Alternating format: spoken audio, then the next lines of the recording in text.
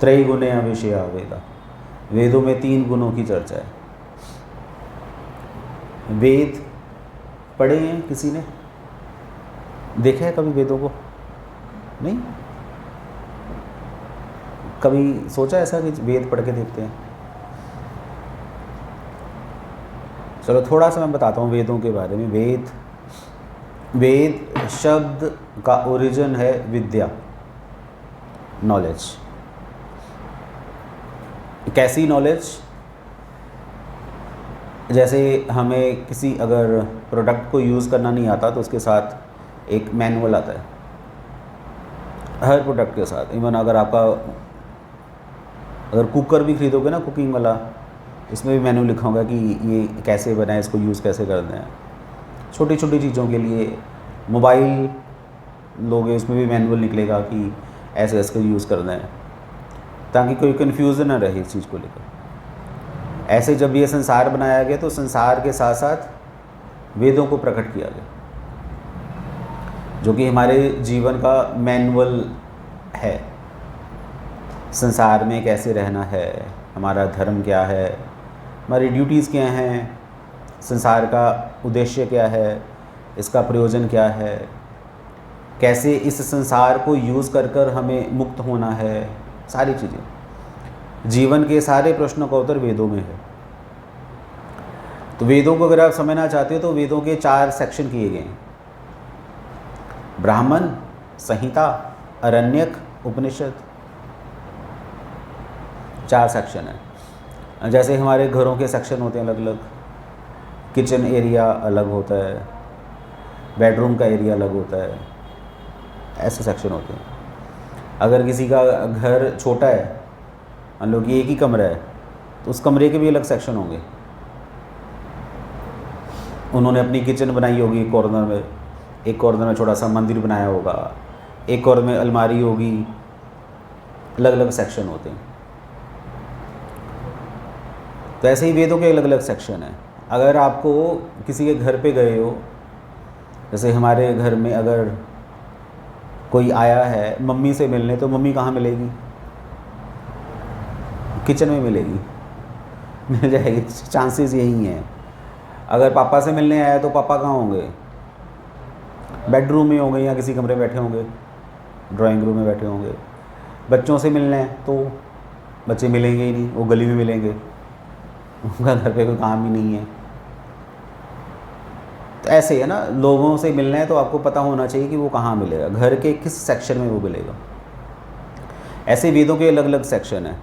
अगर आपको मान लो कि यज्ञ करना है, यज्ञ कैसे किया जाता है, तो वेदों का जो सेक्शन है ब्राह्मण, वहाँ पर मिलेगा आपको। अगर आपको धर्म जानना है कि धर्म क्या होता है, कि एक पर्टिकुलर सिचुएशन में हमें क्या करना चाहिए। जैसे आपके सामने कोई बंदा मर रहा है तो क्या करना चाहिए? बचाना चाहिए या नहीं बचाना चाहिए? क्या करोगे उस सिचुएशन में?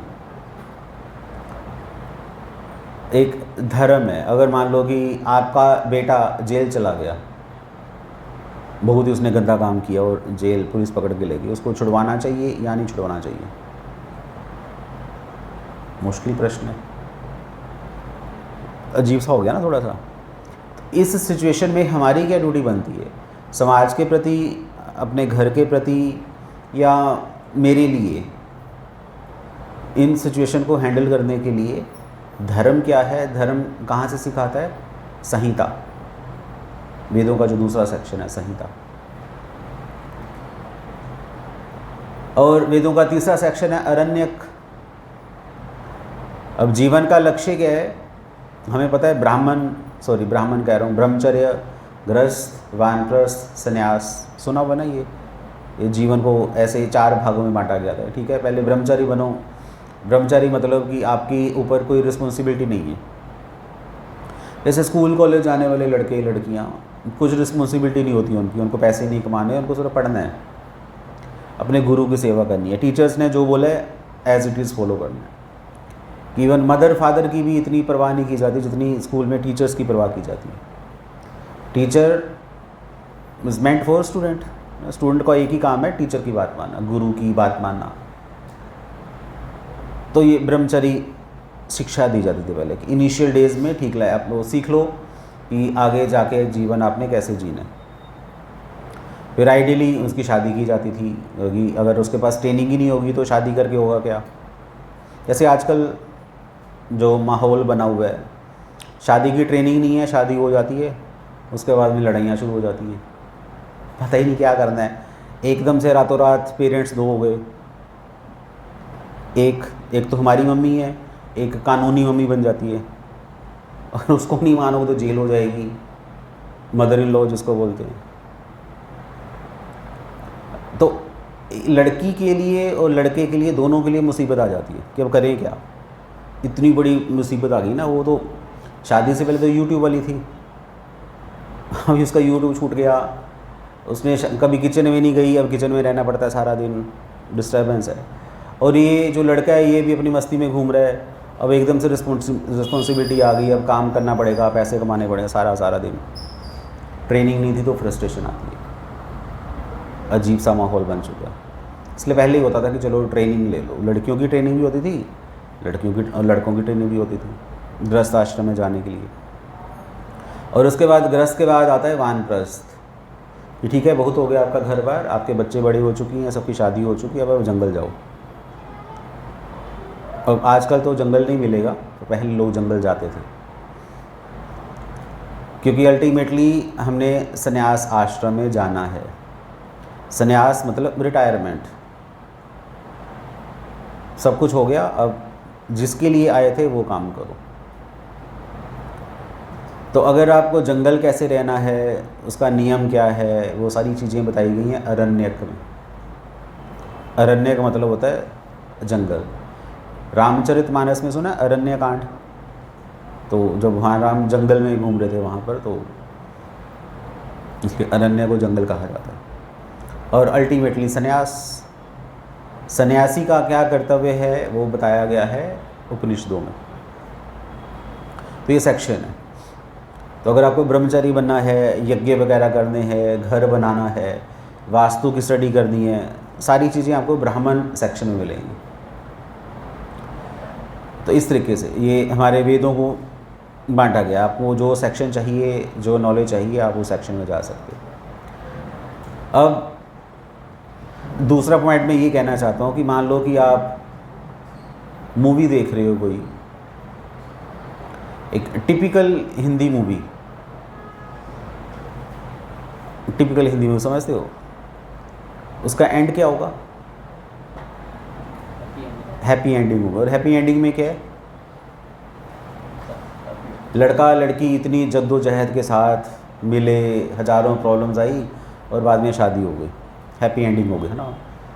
उसके बाद नहीं दिखाते कि शादी के बाद क्या हुआ, बट ये है कि एक टिपिकल हिंदी मूवी मतलब शादी हो जाएगी लड़का और लड़की की, पहले लड़ाई होगी, एक बहुत पता नहीं क्या क्या होगा, मूवीज़ होगा, एक्शन होगा, ड्रामा होगा, सारा कुछ होने के बाद उनकी शादी हो जाएगी। अल्टीमेटली शादी ये मूवी का एंड है। या अगर कोई भूत वाली पिक्चर होगी, कोई हॉरर मूवी देख रहे हो, उसका लास्ट क्या होगा? इंडियन हॉरर मूवी की बात कर रहा हूँ, उसका लास्ट क्या होगा कि उसके गले में माता का लॉकेट डाल दिया जाएगा, भूत भाग जाएगा। सारी फिल्म में वो डराता रहा हमें और एंड में ओम को देखकर भाग गया, जल गया, नाश हो गया, ख़त्म हो गया। ये टिपिकल इंडियन हॉरर मूवी का एंड है। एंड से पता चलता है कि मूवी क्या थी। तो वेदों का जो एंड है, जिसको क्या कहा जाता है? वेदांत। लास्ट में, लास्ट क्या होता है? लास्टली अल्टीमेटली आप क्या कहना चाहते हो? 100 बातों की एक बात। कई आपके फ्रेंड्स होंगे जो बहुत पकाऊ होते हैं, बोलते रहते हैं, T T T T T T T चलता रहता है। फिर आप अल्टीमेटली बोल देते हो उसको कि भाई तू कहना क्या चाहता है, हुआ क्या है ये तो बताओ। तो फिर वो बताएगा एक लाइन में। उस एक लाइन को समझाने के लिए वो 10 मिनट से आपका दिमाग चाट रहा है। होते हैं, हो जाते हैं, मिल जाते हैं, कई बार किस्मत फूट जाती है। हमारे ऐसे दोस्त होते हैं। तो अल्टीमेटली वेदों में लिखा क्या है अगर आपको वो पता चल जाए तो सारा वेद पढ़ने की ज़रूरत नहीं है। इसको हम सार भी कह सकते हैं। अल्टीमेटली है क्या, तो उपनिषदों में क्या दिया गया है ये हमें पता होना चाहिए। प्रभुपाद जी अपने तात्पर्य में लिखते हैं कि महाभारत का एक अंश है श्रीमद् भगवद गीता। जब महाभारत नहीं पढ़ना चाहते, बहुत बड़ी महाभारत है, 1,00,000 श्लोक हैं महाभारत के, तो गीता पढ़ लीजिए। गीता में आपको आंसर मिल जाएगा कि महाभारत हमसे क्या कहना चाहती है। गीता में सिर्फ 700 श्लोक है। अगर आप 700 श्लोक नहीं पढ़ना चाहते, कोई कहेगी नहीं मैं इतना टाइम नहीं है गीता में क्या लिखा है, तो गीता का भी शॉर्टकट है। गीता में आप सिर्फ 4 श्लोक समझ लोगे तो गीता आपको समझ आ जाएगी, जिसको चतुर्श्लोकी भगवद गीता कहा जाता है। ये कौन से श्लोक हैं? भगवद गीता अध्याय 10 श्लोक संख्या 8, 9, 10, 11। इसके बाद त्रिश्लोकी भगवद गीता भी है, 3 श्लोकों में भगवद गीता। चैप्टर 15 श्लोक संख्या 15, 16, 17, त्रिश्लोकी भगवद गीता।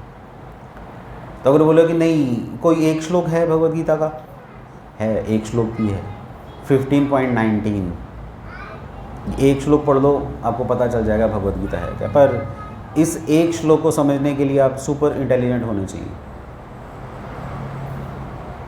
तब आपको समझ आएगी। इस तरीके से सेक्शंस बनाए गए हैं इंटेलिजेंट लोगों के द्वारा, जिनको हम आचार्यास कहते हैं या टीचर्स कहते हैं। जैसे आपको शायद पता नहीं बताया कि मैंने टीचर्स में, जब आप इनिशियल डेज़ में स्कूल डेज़ में ट्रिग्नोमेट्री शुरू की थी, तो टीचर ने हो सकता है कि आपको फॉर्मूला बताया हो, पंडित बद्री प्रसाद हरि हरि बोल, है ना। अब ये मैथमेटिक्स में पंडित जी क्या कर रहे हैं, फॉर्मूला है। जो मैथमेटिक्स के स्टूडेंट हैं उनको पता है कि टीचर क्या कह रही है, तो एक लाइन में उसने आपको सब कुछ बता दिया। अदरवाइज़ कहाँ याद करोगे साइन कोस टैन वो सब चीज़ें हैं वो। खैर मैं भी भूल गया, पर ये अभी तक मुझे याद है पंडित बद्री प्रसाद। आई थिंक सबका यही है, सारे टीचर्स किसी भी स्कूल में चले जाओ, ये एक फार्मूला रटाया फार्मूला आपको मिल जाएगा। तो अच्छा फार्मूला था, फार्मूला अप्लाई करो, आंसर आपको आ जाएगा एकदम से खट से। तो एक ट्रिग्नोमेट्री मतलब पंडित बद्री प्रसाद ये ऐसा है। तो इंटेलिजेंट पर्सन ऐसा करते हैं, वो हमें एक फार्मूला देते हैं। तो भगवद गीता भी फार्मूला है। क्या फार्मूला है? जो वेदों में दिया गया है। एक वेद में 1,00,000 श्लोक है, और 4 वेद कितने हो गए? 4,00,000 श्लोक। तो अगर आप वैदिक संस्कृत में लिखे गए ना, तो अगर आप वैदिक संस्कृत सीखना चाहते हो तो कम से कम 15 साल लगेंगे आपको संस्कृत सीखने में। और 15 साल लगाने के बाद आप एक वेद उठाओगे और पढ़ना शुरू करोगे, तो 1,00,000 श्लोक पढ़ने में कितना टाइम चला जाएगा? ये तो श्योर है कि जब आप 4 वेद पढ़ोगे तो आपकी आयु 60-70 की होगी। दांत गिर चुके होंगे तब, या नकली दांत लगे होंगे, चश्मा लगा होगा। चारों वेदों को पढ़ना। अब 60 साल की आयु में 4 वेद हमसे क्या कहना चाहते हैं, उस निष्कर्ष पर आना आसान काम नहीं है। तो इसलिए अभी कलयुग चल रहा है ना, तो कलयुग में इतना टाइम नहीं है हम लोगों के पास संस्कृत सीखो पहले। और आज की डेट में तो बिल्कुल ही इम्प्रैक्टिकल है संस्कृत सीखना। संस्कृत पहले होती थी स्कूलों में, एक सब्जेक्ट होता था संस्कृत, आजकल तो नहीं है ना। ऑप्शनल तो कुछ नहीं होता, वो तो ऐसे ही है टाइम पास करने के लिए। कोई भी नहीं पढ़ता संस्कृत, ना ही संस्कृत कोई जानता होगा कि संस्कृत में क्या लिखा है। वो तो यहाँ चलो प्रभुपाद की कृपा है तो हम थोड़ी बहुत संस्कृत पढ़ लेते हैं, पर आप देखो बाहर जाकर स्टूडेंट को पढ़ाओ, संस्कृत पढ़ना ही नहीं है। हिंदी जैसी है पर आप बोल नहीं सकते, इसका उच्चारण करना मुश्किल है। तो इसलिए इतना टाइम नहीं है जिनके पास, तो उनके लिए फिर क्या प्रपोजल है? रीड भगवद गीता। भगवद गीता की संस्कृत मच बेटर है, इजी है, क्योंकि ये पौराणिक संस्कृत है। किसको डरा रहा है ये?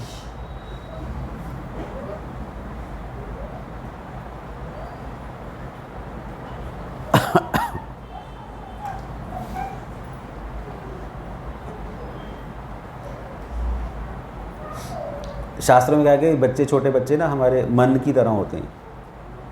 जैसे हमारा मन हमारे काबू में नहीं आता, वो बच्चा भी काबू में नहीं आएगा। तो बच्चे को काबू करने का एक ही तरीका है, वो क्या है पता है? पता है? लाफड़, पटैक, बस चुप होकर बैठ जाएगा। इसलिए कभी भी मन की नहीं सुननी चाहिए, उसको थप्पड़ मार कर बिठा देना चाहिए। ये मन इतना गंदा है। एक्सपर्ट्स कहते हैं कि रात को सोने से पहले मन को 100 जूते मारो सोने से पहले, और सुबह उठते 100 झाड़ू मारो। रोज़ आपको ये डोज देनी पड़ेगी, तब वो काबू आएगा। तो मन इतनी खतरनाक चीज़ है। खैर, एक अलग पॉइंट था ये। इसलिए श्री कृष्ण कह रहे हैं कि इस श्लोक में त्रय गुणया विषया वेदा निस्त्रय गुणयो भव अर्जुना, कि अर्जुन वेदों में 3 गुणों की चर्चा की गई है, तुम उनसे ऊपर उठो। भगवान श्री कृष्ण अर्जुन को वेद छोड़ने के लिए नहीं कह रहे। वेदों में मुख्यतः मेनली 3 गुणों की चर्चा की गई है, और 3 गुण कौन कौन से हैं? सतगुण, रजोगुण और तमोगुण। अब ये क्या होते हैं? ये अगर आप आयुर्वेद पढ़ोगे ना, तो आयुर्वेद के अनुसार हमारा शरीर 3 तत्वों से बना है, वात, पित्त और कफ। कफ खांसी वाला कफ नहीं है। कफ का मतलब है सॉलिडिटी। जैसे शरीर में आपको 2 चीज़ें मिलेंगी, खून और मांस, हड्डी, ये सब चीज़ें मिलेंगी, सॉलिड। और ये कफ है ना, जैसे कीचड़ होता है, मिट्टी और पानी का मिक्सचर है, तो ये कफ है हमारे शरीर में। दूसरे नंबर पर क्या है? पित्त। पित्त मतलब जैसे स्थिरता जिसको बोलते हैं, स्टेबिलिटी जिसको बोलते हैं। हमारे शरीर में एक एक चीज़ अपनी अपनी जगह पर स्थिर है। आंखें स्थिर हैं, नाक स्थिर है। जैसे आपका जो दिल है, दिल अपनी जगह पर स्थिर है, वो हिल नहीं रहा, वहाँ पर फिक्स किया गया है। नीचे गिरेगा नहीं कभी आपका दिल, या गिर जाता है? ऐसा कुछ नहीं है ना। ऐसा कहते हैं कि मेरा दिल बैठ रहा है, वो कहने को बैठता नहीं है, वो वहीं रहता है। एक एक चीज़ फिक्स की गई है, वो पित्त है ना, उसकी पित्त की वजह से। तीसरे नंबर पर है वात। वात मतलब वायु, वायु मतलब मूवमेंट। तो हमारे शरीर में मूवमेंट भी हो रही है, खून, अंदर खून की नदियाँ बह रही हैं या नहीं बह रही? सोचा कभी आपने, अंदर खून की फैक्ट्री लगी हुई है, दिल धड़क रहा है, पंपिंग चल रही है और खून बहता जा रहा है इधर उधर। आप अपना हाथ काट के देखो, खून बहना शुरू हो जाएगा। अब ये जो फ्लो है खून के अंदर, ये कहाँ से आ रहा है? वात की वजह से। हमारे शरीर में 5 तरह की वायु हैं, प्राण, अपान, व्यान, समान, उदान। अब ये क्या होता है? ये प्राण वायु क्या है? प्राण वायु जो हम सांस लेते हैं, साइंस तो कहती है हम ऑक्सीजन लेते हैं, ऑक्सीजन तो ठीक है, समझ सकते हो कि ऑक्सीजन हमारी प्राण वायु है, जिसकी वजह से हमारे प्राण बचे हुए, हम जिंदा हैं। फिर एक होती है अपान वायु। अपान वायु जो पीछे से निकल जाती है, वो भी ज़रूरी है। उदान वायु जो हमारे पेट के अंदर होती है, जब हम खाना खाते हैं तो खाना फ्लो करता है ना, यहाँ से खाना नीचे जा रहा है पेट में, और स्टूल बन के बाहर निकल जाता है, तो उसका काम है। फिर उसके बाद समान वायु। समान वायु क्या है कि एक एक, कैसे समझा, जैसे कान है ना, कान में छेद है नहीं, ये कभी बंद नहीं होगा। आप यहाँ पर छेद कराओगे कान के बाहर तो बंद हो जाएगा, पर ये वाला जो छेद है ये बंद नहीं हो रहा। आपके शरीर पे कोई कट लग गया तो वो धीरे धीरे करके बंद हो जाएगा। तो कट लगने के बाद क्या होता है? दर्द होता है ना। तो दर्द जब हो रहा है तो क्या हो रहा है? वहाँ की जो वायु है वो डिस्टर्ब हो गई, इसलिए दर्द हो रहा है। तभी कई बार क्या होता है ना, गहरी चोट लग जाती है, खून ही निकला पर अंदर चोट लग गई, तो वहाँ की वायु डिस्टर्ब हो जाती है। तो इस तरीके से वायु मतलब फ्लो है ना, मूवमेंट जो हो रही है। जहाँ पर रुक जाएगी वायु, वहाँ दर्द होनी शुरू हो जाएगी। तो ये 3 चीज़ों से शरीर बनता है हमारा, वात पित्त कफ से। ऐसे ही इस संसार की जो क्रिएशन है ये किससे बनी है? सतोगुण, रजोगुण और तमोगुण से। इनका भी हमारे शरीर पर प्रभाव पड़ता है। जैसे कफ, कफ क्या है? सतोगुण। कफ का मतलब स्थिरता, इधर उधर की मूवमेंट नहीं है फालतू की। इस संसार में जो भी चीज़ें स्थिर हैं, जैसे कोई इंटेलिजेंट बंदा है, इंटेलिजेंट बंदा जो कि अपने दिमाग से काम लेता है, वो खुद स्थिर है और दूसरे लोगों को भी स्थिर कर सकता है। घर में जो बूढ़े बुज़ुर्ग होते हैं वो इंटेलिजेंट होते हैं, आप उनसे पूछ कर डिसीज़न लोगे, आपका डिसीज़न कभी भी गलत नहीं होगा।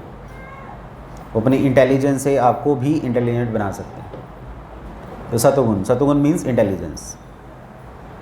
दूसरा आ गया रजोगुण। रजोगुण मतलब पैशन, आपको ये चाहिए, ऐसा करना है, वैसा करना है, भागना, ये वो। पर भागने के साथ साथ प्लानिंग भी चलती है। इस संसार में जितने भी लोग भाग रहे हैं, भागते जा रहे हैं, भागते जा रहे हैं अपनी इच्छाओं के पीछे, वो कौन से गुण में है? सतोगुण, सॉरी रजोगुण में। और जो आराम से बैठे हुए हैं, जो कोई टेंशन नहीं है, वो सतोगुण में है। ठीक है, कोई प्रॉब्लम नहीं, कोई जल्दी नहीं है, वो चलते रहेंगे। और तीसरा है तमोगुण। तमोगुण मतलब वात। वात का काम क्या है? भागना। तो कई आपको लड़के ऐसे मिलेंगे, लड़कियां ऐसी मिलेंगी जो भागती रहती हैं बस। अगर वो फिज़िकली नहीं भाग रही, उनका मन भाग रहा है, सोचते रहना, या ओवर थिंकिंग, सोचते रहना सारा दिन, ऐसा हो जाएगा, वैसा हो जाएगा, ये कर लूँ, वो कर लूँ। प्रैक्टिकली ज़ीरो, करना कुछ नहीं है। मुंगेरी लाल सुना था आपने? मुंगेरी लाल, मुंगेरी लाल के हसीन सपने। तो जो लोग अपनी सपनों की दुनिया में रहते हैं, जिनको किसी से कुछ लेना देना नहीं है, वो कौन से गुण में? तमोगुण में। हर वस्तु में, खाने में तमोगुण है, खाने में रजोगुण है, खाने में सतोगुण है। फ्रूट्स वगैरह सतोगुण में आते हैं, अन्न रजोगुण में आता है, और नॉन वेज, लिकर वगैरह, ये सब मांस, मदिरा, शराब, ये तमोगुण में आता है। कपड़े भी सतोगुण में आते हैं, रजोगुण में आते हैं, तमोगुण में आते हैं। जैसे मंदिर में आओगे आप सतोगुणी कपड़े पहनोगे, शादी में जाओगे रजोगुणी कपड़े पहनोगे, पार्टीज़ में जाओगे तो तमोगुणी कपड़े पहनोगे, ऐसा होता है। तो हर चीज़ में 3 गुण आते हैं। दिन का समय भी 3 गुणों में, सुबह का टाइम सतोगुण में, दोपहर का टाइम रजोगुण में, और रात का टाइम तमोगुण में। तमोगुण में लोग सो जाते हैं। तो ये अगर आप इसको और डिटेल में समझना चाहते हो तो भगवद गीता चैप्टर 14 पूरी डिटेल है, उसमें 3 गुणों की चर्चा की गई। ऐसा इस संसार में कोई है नहीं है जो 3 गुणों में ना हो, कोई ना कोई चलता रहता है गुण। सो डिपेंड करता है कि आपकी चेतना कैसी है, सतोगुणी चेतना है, रजोगुणी चेतना या तमोगुणी चेतना। तो श्री कृष्ण कह रहे हैं कि अर्जुन इन 3 गुणों से ऊपर उठो। अब इसका कहने का मतलब क्या है कि वेदों में, अगर वेद, चलो वेदों के एग्जाम्पल नहीं मैं लेता,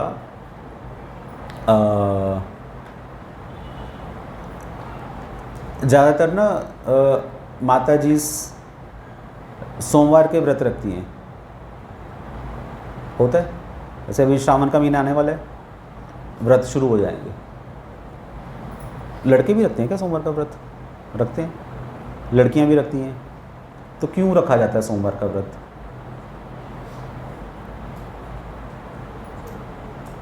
क्यों रखा जाता है? लड़कों को लड़की चाहिए, लड़कियों को लड़का चाहिए, सिंपल सी बात है। तो ये सोमवार का जो व्रत रखना चाहिए, कहाँ दिया गया है? किसने बोला आपको? किसने बोला? नहीं पता? ले, पंडित जी ने बोला होगा। पंडित जी ने, कथा सुनोगे, सोमवार की कथा सुनो तो उसमें किसी ने व्रत रखा होगा। जैसे आपका जो करवा चौथ का व्रत है, तो करवा चौथ के व्रत की स्टोरी क्या है? आप सुनोगे ना, जाते ना लोग पंडितानी से कथा सुनने के लिए, तो कथा सुनाएगी। एक रानी थी, तो वो उसने व्रत रखा हुआ था, तो फिर वो शॉल लेके बैठ गई, वो धागा, वो सुई उसने मारी, तो उसके पति को सुई चुभ रही है, इसलिए करवा चौथ वाले दिन सुई धागा नहीं यूज़ करना चाहिए, ये कथा है। पर प्रश्न तो ये आता है ना कि वो जो लेडी है सुई धागे वाली, उसको किसने बताया कि करवा चौथ का व्रत रखो? कथा तो करवा चौथ की है, पर उसने क्यों रखा व्रत करवा चौथ का? उसको किसने बोला? ये शायद पंडितानी को नहीं पता होगा, पता होगा तो पूछ लेना। कोई बैठा तो नहीं, पंडितानी कोई बैठती नहीं है यहाँ पर, कोई ऐसा वैसा जो कथा सुनाती हो? अभी पूछ लेते हैं उससे। नहीं पता करवा चौथ का ओरिजिन क्या है, ये नहीं पता, ये सीक्रेट है। तभी तो आज की डेट में इतना बुरा हाल हो चुका है करवा चौथ का। वो व्रत नहीं, वो कंपटीशन हो चुका है पूरी तरह से, ज़बरदस्त कंपटीशन, बहुत ही खर्चे वाला कंपटीशन है, इसमें पति इंटरफेयर कर ही नहीं सकता। सो इस तरीके से हमारे इंडियन कल्चर में व्रत त्यौहार मनाए गए हैं, है ना, उनके व्रत कहे गए हैं। तो ये व्रत कहाँ कहे गए हैं? पुराणों में। जैसे अगर आप सोमवार की व्रत की कथा सुनना चाहते हो तो शिव पुराण पढ़ो। शिव जी की कृपा से आपको एक सुंदर पत्नी या सुंदर पति मिल सकता है। तो उसके लिए कुछ आपको तपस्या करनी पड़ेगी, सुबह जल्दी उठना पड़ेगा। सुबह का मतलब सूर्योदय से पहले, और कुछ अनुष्ठान करना पड़ेगा, है ना। जैसे क्या होता है, मीठा खाते हैं या नमकीन नहीं खाते, कुछ ऐसा है जहाँ तक मुझे पता है। एक टाइम खाते हैं, 2 टाइम खाते हैं, पता नहीं, जो भी है। तो ये व्रत तपस्या आपको थोड़ी सी करनी पड़ती है, फिर उसके बदले में आपको फल मिलेगा। जब फल मिलेगा फिर आप अपने दोस्त को बताओगे या अपनी दोस्तनी को बताओगे कि देखो मैंने ये व्रत किया था, उसका ये फल मिला है। वो ऐसे इस धीरे धीरे करते ये वाला जो व्रत है फेमस हो गया सोसाइटी में कि इस व्रत का ये फल है। तो हुआ क्या, लोगों की एक इच्छा आ गई कि अगर आप अपनी इच्छा पूरी करना चाहते हो तो शिव जी एक ऐसा बंदा है जो आपकी इच्छा पूरी करेगा। पर शिव जी कुछ शर्तें हैं, वो शर्तें मान लो, शिव जी आपकी इच्छा पूरी करेंगे। ऐसे सारे देवी देवताओं की कुछ ना कुछ शर्तें रहती हैं। दुर्गा देवी की उनकी अपनी शर्तें हैं। शनिदेव, आप शनिदेव के मंदिर जाते हो, उनकी अपनी शर्तें हैं, तब शनिदेव आशीर्वाद देंगे। सबका है, सारे देवी देवताओं का। तो लोग जाते हैं अपनी इच्छाओं की पूर्ति के लिए देवी देवताओं के पास, और उनकी इच्छा पूरी होती भी है। ये वेदों में ऐसा दिया गया है, पुराणों में ऐसा दिया गया है, करनी भी चाहिए, होनी भी चाहिए। उसे एक अच्छी आदत है, एक आपको जल्दी फल मिल जाता है। पर गीता में श्री कृष्ण कहते हैं कि अगर आप मान लो कि स्वर्ग जाने की इच्छा करते हो, आपने कुछ अनुष्ठान किया, कुछ यज्ञ किया, जैसे स्वर्ग जाने के लिए ज्योतिषोम यज्ञ करना होता है, तो यज्ञ किया, आप स्वर्ग चले गए। प्रॉब्लम ये है कि स्वर्ग तो चले गए, पर इस यज्ञ का जो पुण्य है ख़त्म होने के बाद आप स्वर्ग से वापस आ जाओगे। जैसे अमेरिका का वीज़ा लगा और आपके पास कुछ मान लो 40 लाख कैश पड़ा है, आप अमेरिका चले गए। 40 लाख ख़त्म होने के बाद या 40 लाख ख़त्म होने से पहले पहले आपको इंडिया वापस आना पड़ेगा। आपके पास कैश नहीं है, अब वहाँ पर नहीं रह सकते। ऐसे जब पुण्य ख़त्म हो जाते हैं तो स्वर्ग से लोग वापस आ जाते हैं। तो वेदों में दिया गया कि ठीक है, अगर आपको जाना है कहीं, किसी दूसरे प्लेनेट पे जाना है तो जा सकते हो, उसका भी प्रोसीजर दिया गया है। पर आना जाना अगर आपको बंद करना है फिर आपको वेदांत पढ़ना पड़ेगा। अगर आप इसको ख़त्म करना चाहते हो साइकिल को, जैसे आज तो हम स्त्री के शरीर में हैं, पुरुष के शरीर में, अगले जन्म में ज़रूरी नहीं है ये शरीर मिले। आपको बिल्ली का शरीर मिल सकता है, आपको कुत्ते का शरीर मिल सकता है, कॉकरोच के शरीर में जा सकते हो, मकड़ी के शरीर में जा सकते हो, छिपकली के शरीर में जा सकते हो। 84 लाख तरह के शरीर हैं, वो कोई भी शरीर आपको मिल सकता है, पर मिलेगा वही जो आप डिज़र्व करते हो। इंटेलिजेंट क्या बंदा सोचता है कि नहीं, मैं अब दोबारा किसी गंदे शरीर में नहीं जाऊंगा। मान लो कि अगर आप सुअर के शरीर में चले गए तो ब्रेकफास्ट में क्या मिलेगा आपको?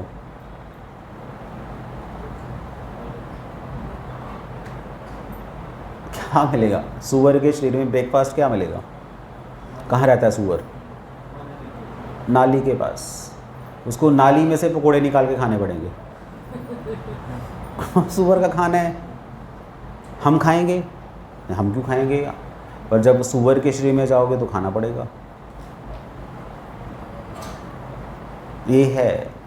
इसलिए बुद्धिमत्ता क्या है कि हम भाई इस शरीर में नहीं जाना चाहते, हम इंसान के शरीर में रहना चाहते हैं। ये फिर भी थोड़ा सा सुपीरियर है, पर इंसान का शरीर भी किसी काम का नहीं है, क्योंकि इसकी एक बुनियाद है, धीरे धीरे करने के बाद ये ख़त्म हो जाएगा। बचपन, जवानी और उसके बाद बुढ़ापा, जो किसी को अच्छा नहीं लगता। कोई भी इंसान बूढ़ा होना नहीं चाहता, पर उसको बूढ़ा होना पड़ेगा। ये बड़ी प्रॉब्लम है। कोई भी नहीं रोक सकता वरना बुढ़ापा। सबके बाल सफ़ेद होंगे, सबके चेहरे पे झुर्रियाँ आएंगी, सबको कम सुनाई देगा, सबके दांत गिरेंगे, सब रूपवान से कुरूपवान बन जाएंगे। आज नहीं तो कल सबका नंबर आएगा, सबके शरीर खराब हो जाएंगे। और जब ये शरीर बिल्कुल ही जर्जर हो जाएगा, उठेगा ही नहीं, तो आत्मा इस शरीर को छोड़ देगी और ये शरीर उठाकर कहाँ रखा जाएगा? कहाँ रखा जाएगा? आग के ढेर पर, और फूंक दिया जाएगा, खत्म। ये शरीर की डेस्टिनेशन है। तो ये शरीर भी कुछ खास मज़ेदार नहीं है, बदबूदार शरीर है, रोज़ नहाना पड़ता है, नहीं नहाओगे तो बदबू आएगी, गर्मियों में तो हालत ही ख़राब हो जाती है, ब्रश नहीं करोगे तो लोग 10 किलोमीटर दूर भाग जाएंगे। बदबूदार शरीर, छेद ही छेद हैं शरीर पर, पसीना निकलता रहता है। तो कोई बुद्धिमान व्यक्ति इस शरीर को रखना नहीं चाहेगा, मतलब नहीं बनता इस शरीर में बार बार आते रहना। तो इसलिए विद्वान क्या कहते हैं कि शरीर तो ऐसा होना चाहिए जो कभी खराब ना हो। ऐसे शरीर भी हैं। तो वो शरीर कहाँ मिलेंगे? वेदांत क्या कहता है कि वो शरीर मिलेंगे वैकुंठ में। और उसकी भी एक कंडीशन है, अगर आप वैकुंठ जाना चाहते हो तो वेदांत का सबसे पहला श्लोक क्या है? अगर आपको पता है, वेदांत का पहला श्लोक है अथातो ब्रह्म जिज्ञासा। मैं वेदांत की बात कर रहा हूँ। अल्टीमेटली वेद क्या कहना चाहते हैं? वेद कहना चाहते हैं कि तुम अपनी इच्छाओं की पूर्ति करते रहे, उसका कोई फ़ायदा नहीं है। जैसे वो संत रविदास, उन्होंने गुरबानी में आता है, बहुर जन्म विसरेते माधो, ए जन्म तुम्हारे लिखे। सुना किसी ने? नहीं सुना? सुन लेना कभी। तो वो कह रहे हैं, क्योंकि संत रविदास इंटेलिजेंट है, ऐसे ही नहीं थे कि वो बस कोई है नहीं, कोई आगे पीछे नहीं है तो कुछ भी बोलते रहे, नहीं। मैं इंटेलिजेंट लोगों की बात कर रहा हूँ, बुद्धिमान लोगों की। तो ये संत, पहले के सारे संत इंटेलिजेंट थे, बीड़ीबाज नहीं थे। आजकल के बीड़ीबाज हो चुके हैं, सूटे वाले हो चुके हैं, कुछ है नहीं करने को तो फिर बीड़ी पीते हैं, मस्त रहते हैं। वो क्या है, सूरज अस्त बाबे मस्त। मैं उनकी बात नहीं कर रहा। रियल में जिनको ज्ञान है, जिनको नॉलेज है, वो ही संत बन सकता है। बुद्धिमान व्यक्ति ही भक्त बन सकता है, मूर्ख क्या करेगा? वो तो कुछ कर ही नहीं सकता। सो वो कह रहे हैं कि हे माधव, बहुत जन्म मैंने वेस्ट कर दिए, बहुत जन्म, पर ये वाला जन्म मैं वेस्ट नहीं करूँगा। ये जन्म आपके लिए, ये इंटेलिजेंस है। जैसे कितने जन्म आपने ले लिए, ये वाला जन्म भी अगर आप अपने पास रखोगे तो ये थोड़ी सी स्वार्थ हो गया। ऐसा नहीं है कि आपका अगला जन्म नहीं होगा, होगा। अगले जन्म में मज़े कर लेना, अगले जन्म में भोग कर लेना। ये वाला जन्म तो भगवान को दे दो, देखते हैं क्या होता है। हो सकता है कुछ अच्छा हो जाए, ट्राई करने में क्या दिक्कत है? या दिक्कत है कोई? जन्म तो लेना ही है। अगले जन्म में शादी कर लेना, अगले जन्म में अमीर बन जाना, अगले जन्म में भोग कर लेना, इस जन्म में हम भक्ति कर लेते हैं। देखी जाएगी, जो होगा सो होगा। ये करने के लिए वो चाहिए थोड़ी सी, क्या कहते हैं उसको, जिगरा, हिम्मत चाहिए थोड़ी सी। ये जीवन कृष्ण को दे देना, जिसको हमने कभी देखा नहीं, सुना है उसके बारे में, पर अगर आप ये चैलेंज ले लोगे, ये रिस्क ले लोगे, तब आपकी लाइफ, वो जो कहते हैं ना कि एक क्या बोलते हैं उसको, एडवेंचर, वो शुरू हो जाएगा। पर अगर आप करके देखोगे ना, वो क्या है ना, मेलेडी खाओ खुद जान जाओ। एक बार ये वाला लाइफ, ये जीवन, छोटा सा जीवन 30-40 साल का, ये कृष्ण को देख कर देखो। भगवान अब आप जो कहेंगे, जो आपकी इच्छा होगी, मैं बस वही करूँगा, तब देखना आपका जीवन बदल जाएगा। प्रभुपाद कहते हैं देन द मैजिक हैपन, जादू होगा, चमत्कार हो जाएगा। और चमत्कार होता है, वो तो जिनको पता है उनको पता है, सबको नहीं पता, ये सीक्रेट है। ये संसार का एक नियम भी है, जिसके पीछे नहीं भागोगे ना, वो चीज़ आपके पीछे भागेगी। ऐसा भी होता है। इसलिए वेदांत क्या कहता है, अब आप क्या करो, अब ब्रह्म की जिज्ञासा करो। ब्रह्म मतलब मैं कौन हूँ, ये बहुत बड़ा प्रश्न है। हम कभी भी नहीं सोचते कि मैं कौन हूँ। हमें यही लगता है कि मैं या तो स्त्री हूँ, या मैं पुरुष हूँ, या मैं टीचर हूँ, या मैं इंटेलिजेंट हूँ, मैं अमीर हूँ, मैं हिंदू हूँ, मैं मुस्लिम हूँ, मैं मोटा हूँ, मैं पतला हूँ। ये तो सब शरीर का नाम है, आपका नाम नहीं है ये। हम आत्मा है, ये भारतीयों ने तो सुना ही हुआ है, पर इसको अप्लाई कौन करेगा? इसकी जिज्ञासा ना, अगर मैं आत्मा हूँ तो आत्मा होती क्या है? क्या होती है आत्मा? तो अगर मैं आत्मा हूँ तो मैं कहाँ पर हूँ? जैसे ये ना, ये मेरा हाथ है, ये मेरा सिर है, ये मेरा ये मेरी छाती है, ये मेरा पेट है, ये मेरी टांगें हैं, ये मेरी पीठ है। तो मेरा करते जा रहे हो, मेरी करते जा रहे हो, तुम हो कहाँ पर? आप अपने शरीर में कहाँ पर हो? कौन बताएगा?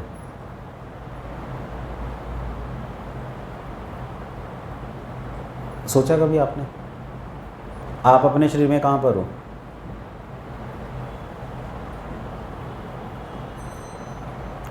कौन बताएगा? आप सोच रहे हो या बस सो रहे हो? नींद तो नहीं आ रही ना?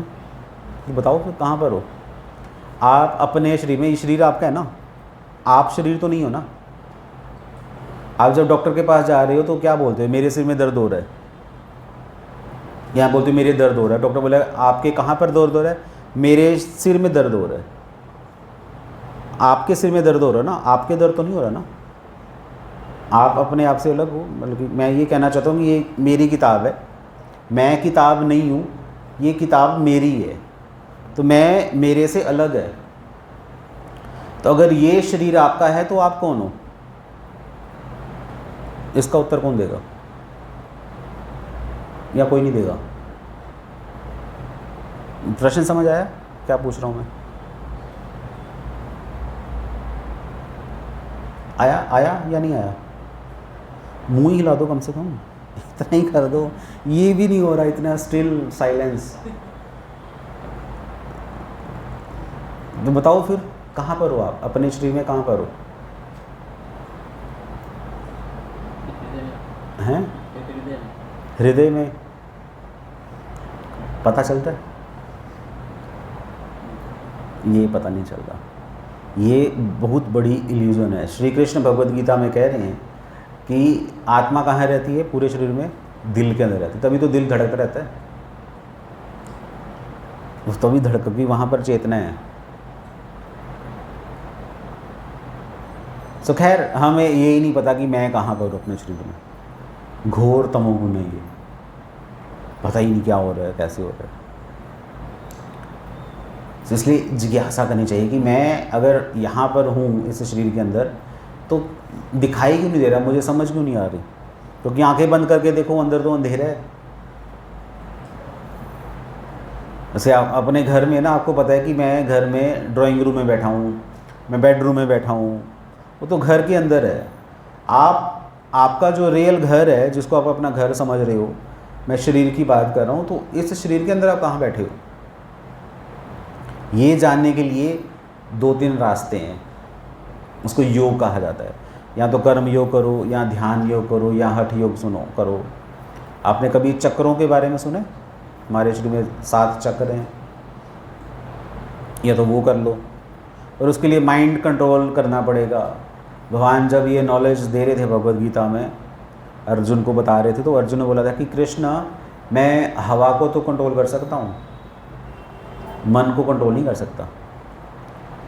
अर्जुन जैसा व्यक्ति अपने मन को कंट्रोल नहीं कर सकता, और अगर आप महान हो अर्जुन से भी ज़्यादा, तो मन को कंट्रोल कर लो। तो इसलिए कलयुग में इम्प्रैक्टिकल है मन को कंट्रोल करना। तो श्री कृष्ण ने प्रैक्टिकली क्या बताया कि ठीक है, अगर तुम अपने मन को कंट्रोल में नहीं कर सकते, तो तुम मेरे बारे में सुनो, मेरे बारे में जानो, मेरे बारे में पढ़ो, जिससे क्या होगा, तुम्हारा मन मुझ में आसक्त हो जाएगा। जिसका मन कृष्ण से आसक्त हो जा गया, उसको फिर और कुछ करने की ज़रूरत ही नहीं है। उसको माया तंग ही नहीं कर सकती। जैसे मीरा का नाम सुना आप लोगों ने? ऐसी लागी लगन मीरा हो गई मगन, फेमस भजन है। मीरा को बहुत कोशिश की गई थी कि वो एक साधारण स्त्री बन जाए, सबने प्रयास किया, पर मीरा तो फिर मीरा थी, उसका मन नहीं लग रहा संसार में। उसको जहर दे दिया गया, मीरा तब भी नहीं मरी, जहर ने असर ही नहीं किया। ऐसे कैसे हो गया? ये जादू कैसे हो गया? ये जादू होगा। 1000 ऑपोजिशंस मिल जाएं आपको इस संसार की तरफ से, पर अगर आपका मन कृष्ण में लगा हुआ है, आसक्त हो चुके हो कृष्ण के साथ, बुरी तरह से एडिक्टेड हो चुके हो, आपका कृष्ण के बिना चलेगा ही नहीं, गुजारा ही नहीं हो रहा, तो फिर ये संसार आपको तंग कर ही नहीं सकता। प्रॉब्लम ख़त्म, माया आपके पास ही नहीं आएगी। तो ये ट्रिक श्री कृष्ण भगवान ने भगवद गीता में बताई है। पहले आपको जिज्ञासा करनी है कि मैं कौन हूँ। आंसर क्या मिलेगा? मैं आत्मा हूँ। और आत्मा को ढूंढने का तरीका क्या है? हठ योग वगैरह, ध्यान योग, ज्ञान योग, वो इम्प्रैक्टिकल हैं कलयुग में। बेस्ट मेथड क्या है? भक्ति योग। तो वेदांत हमें क्या कहता है, क्या करना चाहिए? भक्ति करनी चाहिए। और कलयुग में भक्ति करने का एक ही तरीका है। और भी तरीके हैं भक्ति करने का, जैसे दान कर सकते हो, पुण्य कर सकते हो, स्कूल कॉलेज खुलवा सकते हो, वो सब चीज़ें ठीक हैं, पर ज़्यादा काम नहीं आने वाली, क्योंकि मन भगवान से आसक्त नहीं हो रहा। आप जिसकी सेवा करोगे मन उससे आसक्त हो जाएगा। सो बेटर क्या है? कृष्ण की सेवा करो, ताकि हमारा मन कृष्ण से आसक्त हो। जब हम कृष्ण के लिए कुछ करते हैं तो इस क्रिया को भक्ति कहा जाता है। ये वेदांत का मैसेज है। तो इनडायरेक्टली या डायरेक्टली श्री कृष्ण अर्जुन को क्या कहना चाहते हैं कि अर्जुन, तुम अपनी इच्छाओं की पूर्ति मत करो। इस संसार में जो हो रहा है वो होने दो, वो होता ही रहेगा। ना तो इस संसार में किसी का जन्म लेने से संसार रुकता है, ना ही अगर आप इस संसार को छोड़ के चले जाओगे तो संसार रुकेगा। संसार अपनी गति से चलता रहता है।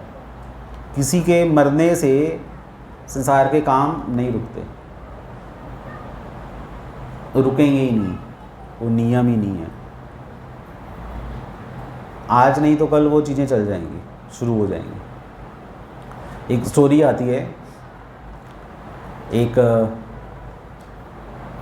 वो होता ना बैलगाड़ी, तो बैलगाड़ी जा रही है, तो बैलगाड़ी के नीचे एक कुत्ता चल रहा था। कुत्ता चलता जा रहा है, बैलगाड़ी चलती जा रही है। तो कुछ दूर जाकर, थोड़ी दूर जाकर, जो मालिक था उस बैलगाड़ी का, उसने बैल खोले और साइड पे बांध कर उनको पानी पिलाया, घास वगैरह खिलाया, और वहाँ पर कुत्ता भी बैठ गया जो चल रहा था। बुरी तरह से हाफा हुआ था कुत्ता, हाँफ रहा है ना, कुत्ता जब हाँफता है जीभ बाहर निकली हुई है। अब इमेजिन कर सकते हो कि वो थका हुआ कुत्ता बुरी तरह से। जब कुत्ता वहाँ बैठा हुआ था, उस कुत्ते के पास एक साधु बैठा हुआ था। साधु ने कुत्ते से बोला कि भाई हुआ क्या है, इतने थके हुए क्यों हो? तो कुत्ता कह रहा है कि आपको दिखाई नहीं दे रहा क्या, इतनी दूर से मैं बैलगाड़ी खींच के ला रहा हूँ, दिमाग ख़राब है क्या, मुझसे पूछ रहे हो, थके हुए हो? तो साधु उसको कह रहा है कि तुम बैलगाड़ी खींच रहे हो, तो बैल खींच रहे हैं, हम खींच तो बैल ही रहे हैं, पर मैं क्योंकि मैं वहाँ पर हूँ तो इसलिए बैल खींच रहे हैं। तो साधु ने इस कुत्ते को बोला कि ठीक है, अभी पता चल जाएगा, दूध का दूध और पानी का पानी हो जाएगा, तुम यहीं बैठो, मेरे पास बैठो, फिर देखो क्या होता है। तो साधु ने उस कुत्ते को वहाँ बिठाया और कुत्ता चिल्ला रहा है कि भाई मुझे जाने दो, मुझे पता है कि मेरे बिना ये नहीं होने वाला, संभव ही नहीं है। तो साधु कह रहा है कि रुको तो सही, देखो तो सही, जानो तो सही, पहचानो तो सही। तो उसने बैल बांधे, आवाज़ निकाली मुंह से, चल पड़ी बैलगाड़ी, और कुत्ते की जीभ अभी भी बाहर है। वो कह रहा है कि ऐसे कैसे हो सकता है, ऐसे कैसे हो गया? तो साधु ने फिर उसको बोला कि ये कोई चमत्कार नहीं है, ये शुरू से ऐसे है, तुम्हें लग रहा था कि बैल तुम खींच रहे हो, तुम्हारी वजह से, तुम्हारी शक्ति से बैलों में शक्ति आ रही है, ऐसा है ही नहीं और ऐसा कभी हुआ ही नहीं। जैसे हम लोग सोचते हैं कि मेरी वजह से संसार चल रहा है, मेरी वजह से घर चल रहा है, नहीं, तुम्हारे इस संसार में आने से पहले भी संसार चल रहा था, और अगर जब तुम चले जाओगे संसार से तब भी संसार चलता रहेगा। तो हम वैसे ही क्या बोलते हैं उसको, कड़ाम चौधरी है वही, बस हर जगह आदत पड़ी है नाक फंसाने की अपनी, मैं भाई निकलो इस मैं से। तुम्हारा नहीं ये संसार, हमने ये संसार नहीं बनाया, जिसने संसार बनाया है उसको ज़्यादा टेंशन है संसार चलाने की, पर हम लोग बस उस जानवर की तरह चलते जा रहे हैं। इसलिए वेद शास्त्र इस संसार में आए थे ये समझाने के लिए कि तुम कहाँ जा रहे हो, किस दिशा में जा रहे हो और किस दिशा में जाना चाहिए। तभी वेदांत लिखा गया, तभी ये प्रश्न आता है अथातो ब्रह्म जिज्ञासा। अब आपको मनुष्य शरीर दोबारा मिला है, अब आपको जो मैं समझा रहा हूँ वो समझ आ रहा है, अब एक्शन लेने का टाइम आ चुका है। अब इसको जानो कि मैं शरीर नहीं हूँ, मैं कौन हूँ, मैं आत्मा हूँ, और मुझे इस शरीर के चक्र से बाहर निकलकर वैकुंठ जाना है, नारायण के पास जाना है, कृष्ण के पास जाना है। क्यों? क्योंकि मैं उनका अंश हूँ। आत्मा भगवान का अंश है। जैसे हमें ऐसा लगता है कि हम अपने माता पिता के अंश हैं, तो तभी तो हम अपने माता पिता की सेवा करते हैं, पर हमारा शरीर हमारे माता पिता का अंश है, हम नहीं हैं। हम जिसके अंश हैं, असली माता पिता हमारे वो हैं। तभी तो शास्त्रों में कहा गया है त्वमेव माताच पिताच त्वमेव। सुना है? बोलते भी हैं, बोलते हैं ना। किसको बोलते हैं? किसको बोलते हैं? प्रिंसिपल को। किसको बोलते हो? सभी बच्चे एक ही लाइन में, एक ही टोन में ये बोलते त्वमेव माताच पिता त्वमेव। किसको बोला जा रहा है?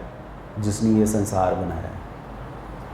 शास्त्रों में तभी लिखा गया कि कृष्ण ही हमारे माता पिता हैं, उन्होंने ये संसार बनाया, भगवान ने ये संसार बनाया, तो वो ही हमारे माता पिता हैं। तो हम उनके अंश हैं, तो फिर उनकी सेवा करना हमारा प्रथम कर्तव्य है। और जो हमारे घर पे जो हमारे माता पिता हैं, तो हम उनकी सेवा ना करें? नहीं, ऐसा नहीं है, उनकी भी सेवा करो, क्योंकि जिसने इतने सुंदर माता पिता दिए, इतने अच्छे माता पिता दिए, उसकी सेवा ज़्यादा ज़रूरी है या इन माता पिता की सेवा ज़रूरी है? इनकी भी ज़रूरी है, पर इनसे भी ज़्यादा किसकी ज़रूरी है? उसकी। जब प्रायोरिटी की बात आती है, जब आपको चुनना पड़े, चॉइस है आपके पास, तो क्या करें? तो प्रेफरेंस किसको देनी है? कृष्ण को, कि उन्होंने हमें माता पिता दिए थोड़े टाइम के लिए, बाकी अगले जन्म में नए माता पिता मिलेंगे हमें। तो ये पहली लाइन है। फिर उसके बाद श्री कृष्ण क्या कह रहे हैं, निर्द्वंदो नित्य सत्वस्तु, इस द्वंद्व से बाहर निकलो, इस संसार की प्रॉब्लम से बाहर निकलो, जन्म मृत्यु से बाहर निकलो, अमीरी गरीबी से बाहर निकलो, सुख दुख से बाहर निकलो, गर्मी सर्दी से बाहर निकलो। निर्योगक्षेम आत्मवान, योगक्षेम शब्द सुना है आपने? योगक्षेम कहाँ लिखा हुआ है? LIC के लोगो है योगक्षेम। इसका मतलब क्या है? LIC क्या वादा करती है? जीवन के साथ भी, जीवन के बाद भी। यही है कि वो आपकी केयरिंग करेगी, आपके पास जो है उसको प्रिजर्व करेगी, जो नहीं है वो आपको प्रोवाइड करेगी। LIC इंश्योरेंस ऐसे ही है। तो श्री कृष्ण कह रहे हैं तुम निर्योगक्षेम बनो। तुम्हें इस संसार में मुझे खाने को कहाँ से मिलेगा इसकी टेंशन लेने की ज़रूरत नहीं है, मिल जाएगा, सबको मिला है। जब हम माँ के पेट के अंदर थे तब भी हमारी रक्षा भगवान ने की थी। जो माँ के गर्भ के अंदर रक्षा कर सकता है वो बाहर भी रक्षा कर सकता है। आपको ज़्यादा टेंशन लेने की ज़रूरत नहीं है, आपको जो बोला गया वो करो। और मरने की टेंशन मत लेना कि अगर मैं मर गया तो क्या होगा संसार का, कुछ नहीं होगा, वो मैं देखूँगा, वो मेरी ड्यूटी है। तुम्हें क्या करना है? आत्मवान बनना है। आत्मवान समझते हो? धनवान क्या होता है? धनवान मतलब जो धनी है, जिसके पास पैसा है। भाग्यवान जिसके पास भाग्य है। और क्या होता है ऐसा कुछ? वान, मेहरबान, मेहरबान तो नहीं होता। बलवान, हाँ बलवान जिसके पास बल है। वैसे आत्मवान, आत्मवान का मतलब क्या हुआ फिर? जिसके पास आत्मा है? नहीं, इसका मतलब है कि जिसको ये पता चल चुका है कि मैं आत्मा हूँ, मैं धनी हूँ, मैं आत्मा हूँ, शरीर नहीं हूँ। ये बनने के लिए कि श्री कृष्ण कह रहे हैं। तो टेंशन अगर होनी चाहिए तो क्या टेंशन होनी चाहिए कि कहीं मैं संसार में दोबारा ना फंस जाऊँ, अपने आप को ये समझो कि मैं शरीर हूँ।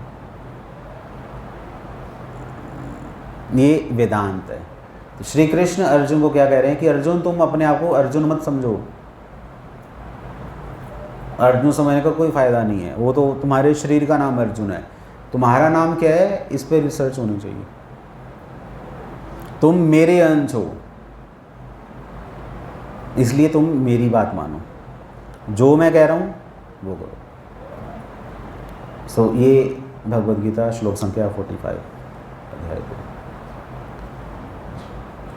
हरे कृष्णा। श्रील प्रभुपाद की जय। किसी का कोई प्रश्न है तो पूछ सकते हैं।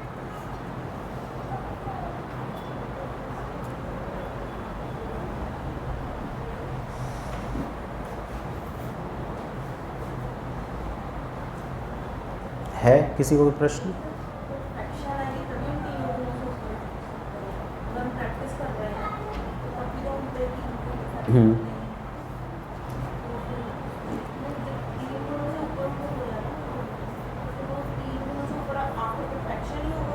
ऑफ कोर्स वो तो है ही है,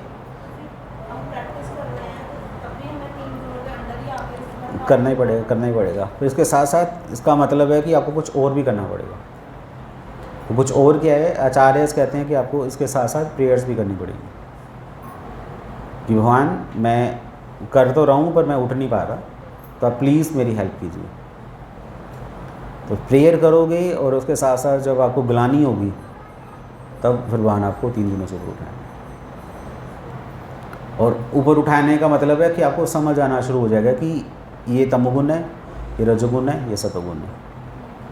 फिर अकॉर्डिंगली आप फिर सिचुएशन को हैंडल करोगे। जैसे सुबह 4 बज गए ना, नींद आ रही है, आपका मन कर रहा है मैं अलार्म बंद कर दूं, पर बुद्धिमान व्यक्ति क्या करेगा? अलार्म बंद करेगा या नहीं करेगा? अलार्म बंद करेगा, पर अलार्म बंद करते उठ जाएगा। जो तमोगुनी होगा वो क्या करेगा? अलार्म भी बंद कर लेगा और अपना कमरा भी बंद कर लेगा, मुंह भी बंद कर लेगा। चलो भाई सो जाओ आराम से, सुबह सुबह आराम से, बस ऐसे हो। उसके बाद शक्ति आ जाएगी लड़ने की गुणों से। भगवान उसको आलसी नहीं बनाएंगे, मानो उसको उद्यमी बना देंगे, इंटेलिजेंट बन जाएगा और बता सेंस